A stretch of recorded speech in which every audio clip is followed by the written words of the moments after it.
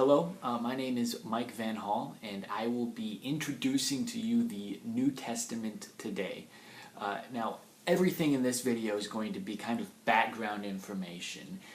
This is going to be everything that leads up to when Jesus arrives on the scene. So we're going to start about 600 years before the New Testament's even written. It's important to realize that the New Testament is actually 27 books, and 24 of them are letters. So the New Testament is this compilation of books written by real people, to real people, and inspired by a real sovereign God. Now, Christians believe that God became a human and lived among us. This means that he was here on earth at a specific time and a specific place. This time and place became the most important time and place in history.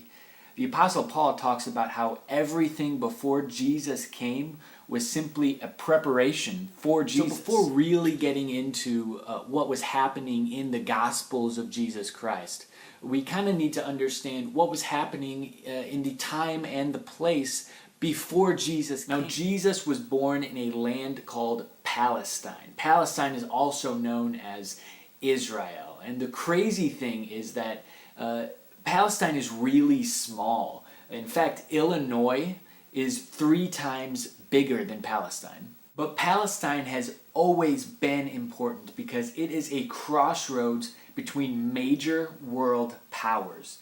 To the south has always been Egypt. To the north has been the Hatti and Ottoman empires. And to the east has been Babylon and modern-day Iraq. Palestine is right in the middle of all of these countries. So whenever someone from Egypt had to go to Hatti or Babylon, they would have to go through Palestine. So whoever controlled Palestine could become very rich. And this is why the Israelites were often slaves to larger countries. This is why Rome was in Israel when Jesus was born. In order to begin to introduce the New Testament, we're going to go back over 600 years before it was written. In 559 BC, Cyrus became king of Persia. Before Cyrus became king, Persia had captured the Jews and brought them all the way to Persia. But when Cyrus became king, he allowed them to go back to Palestine and rebuild the temple that had been destroyed. Then in 300s BC, a man named Alexander the Great came to power in Greece. Alexander conquered most of the land that Persia had conquered before. And after Alexander died, control of Palestine went to a man named Ptolemy. After the next couple hundred years, Palestine was fought over by the empire of Ptolemy and the Seleucid Empire. But it was at this time that the Roman Empire was growing, and soon Rome defeated the Seleucids and gained control of Palestine. Now, a man named Antiochus IV Epiphanes was allowed by Rome to be the ruler of the Seleucid Empire in 175 BC, and so he was the ruler of Palestine. He made it a goal to Hellenize, which means to force Greek culture on people, all of his territory. Now, this included worship of the Greek god Zeus. The Jews obviously did not like this very much, and so they revolted against the government, but they lost. And it got so bad that Rome took control of the Jewish temple and made an altar to Zeus in the temple. This would start a time of fighting and war for the Jewish people against the Romans. Now, in 166 BC, a man decided to fight against the government, so he killed the king's representative, and then he fled to the hills with his 5 sons. One of the sons was named Judas Maccabeus, and he became the leader and took control of the temple again. Now, there was a celebration which became known as the Festival of Lights, or Hanukkah, which the Jews still celebrate every year to remember this event. Judas' brother Simon also came to power and brought peace. And the people of Israel were so thankful to Simon that they decided to make him high priest. And this established what was known as the Hasmonean dynasty of priesthood. Now, once Simon died, his son John Hyrcanus I ruled for nearly 30 years until about 104 BC. He made the land of Israel almost as large as when David was king, and there was peace in Israel the whole time. But his son, Alexander Jannaeus, soon became king after he died, and Alexander Jannaeus was a terrible person. There's actually a story of him crucifying hundreds of people in the middle of the city just to entertain himself. Now, this guy, remember, is now high priest because it's been passed down from his grandfather Simon. The people hated him, and at one point, Alexander even killed 6,000 Jews because they said he shouldn't be high priest anymore. Remember, Rome is still around, and a very important event happened in 63 AD. A man named Pompey from Rome arrived and conquered Jerusalem, and Rome would have control of the whole land of Palestine for a long time. Now, something really important happened when Rome took control of Palestine. They chose who would be the high priest. Imagine a government telling you who your pastor would be, and you didn't even like your pastor. The Jews felt like they had absolutely no control over their own religion. So now we come to meet this guy named Julius Caesar. And in 48 BC, he needs some help in Egypt. And so a man named Antipater, who came from Edom, helps him out. And in response, Caesar makes him ethnarch, which means prince of Palestine. So Antipater decides to split up the territory between two of his sons. And so he picks one son, Phasael, governor of Jerusalem, and another son, Herod, governor of Galilee. So to make a long story short, Caesar is killed on the Ides of March in 44 BC, and two groups are trying to become rulers of Rome. But eventually it goes to Octavian, who would be called Caesar Augustus and would be the first emperor of Rome. Now, back in Palestine, Herod gains control of all Palestine by force in 37 BC. Now, Herod married this woman named Mariam, and he was pretty in love with her.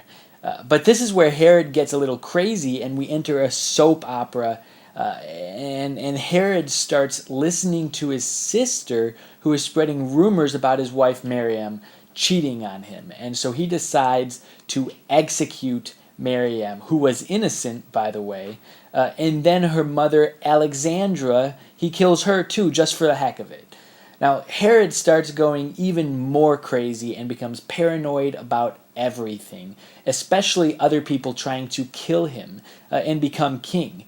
Now, he would become so paranoid that he would execute all of his own children because he thought they were trying to kill him and become king themselves. The New Testament even tells a story about him being so paranoid that someone would take his throne, that when he hears 3 men tell him that a king has been born in the town of Bethlehem, he decides to kill all of the children born in that town under the age of 2.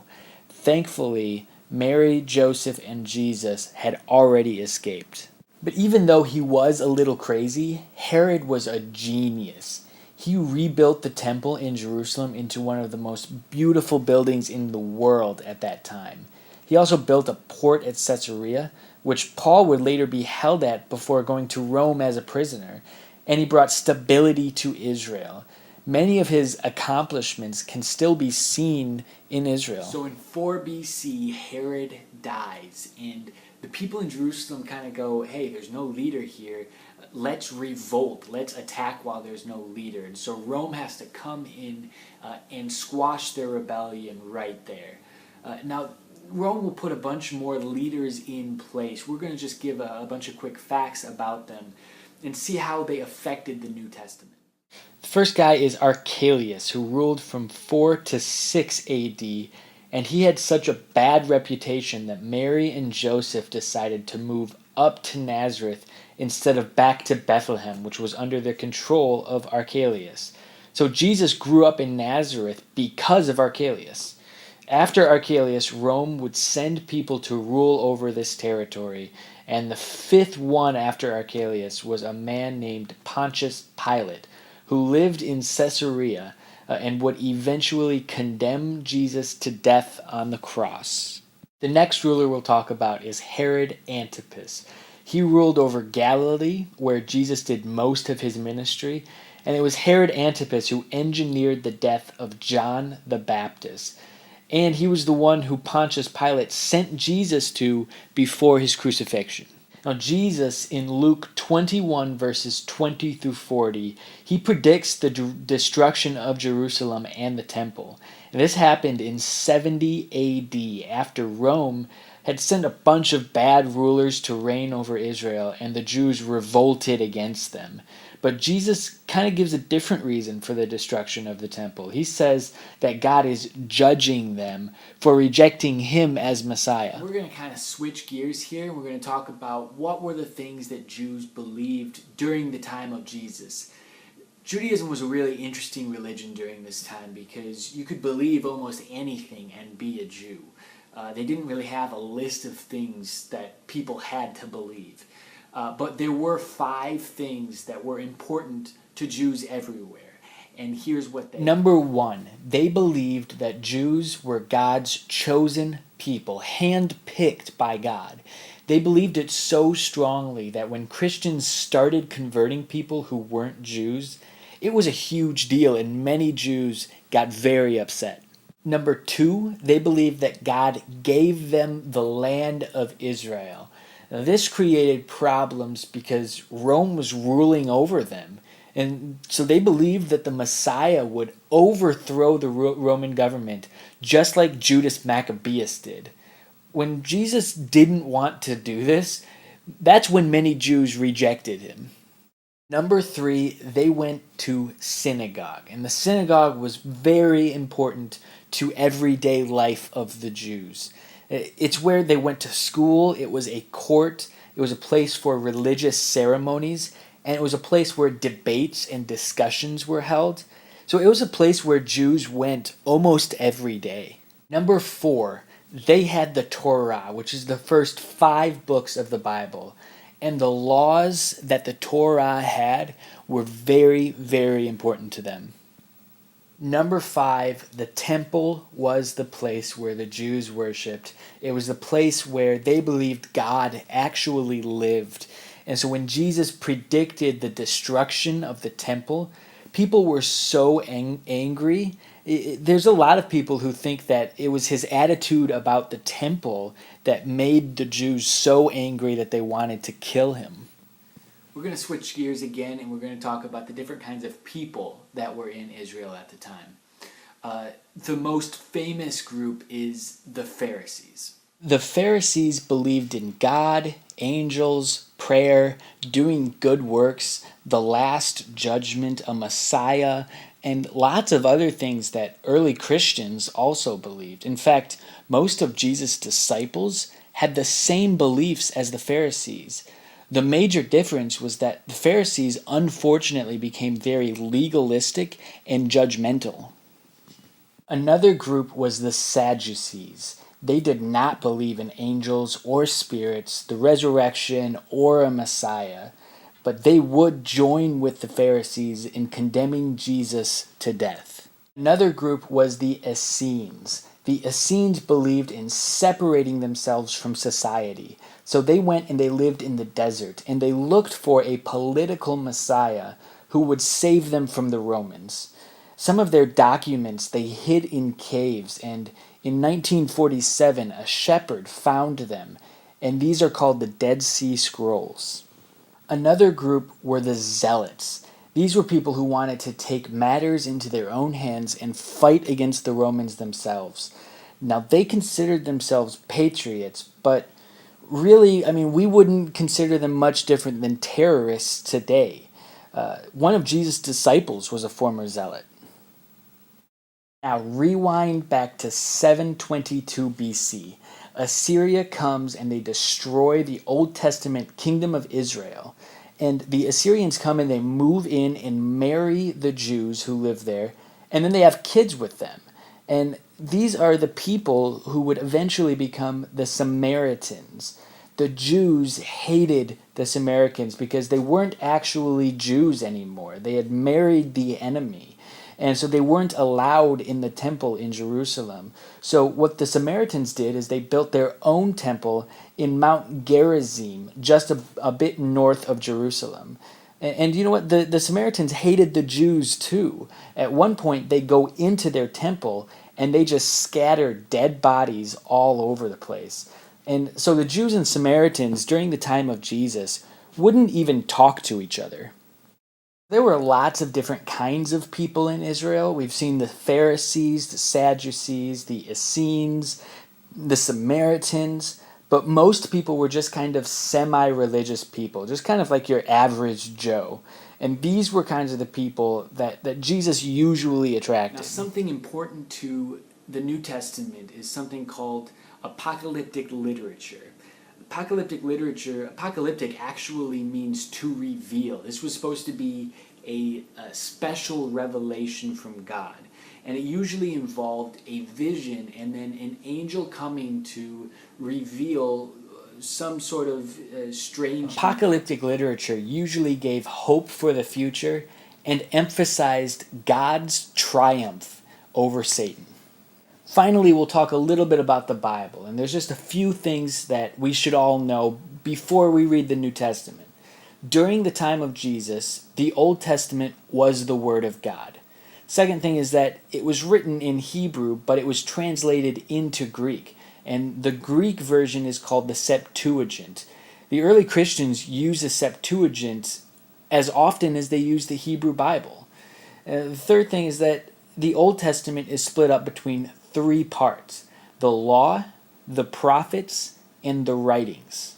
I'm going to end this video with just some ideas about what should we do with all of this information, because it can all be a little overwhelming, but we can see God at work through it. First of all, we can see God's plan being accomplished in the world. We look at history through the lens of what God is doing to bring about salvation for all of humankind. Second, we see that God is using humans to bring about these plans. We are responsible to serve God or to not serve God, and there's going to be consequences for either choice. Finally, we see all of history before Jesus and all of the Old Testament as pointing to Jesus. Everything that happened led to God redeeming humankind through Jesus. The Bible is all one book about Jesus. So that concludes the introduction to the New Testament. My next video will talk about the life of Jesus. God bless. Hope you have a good day.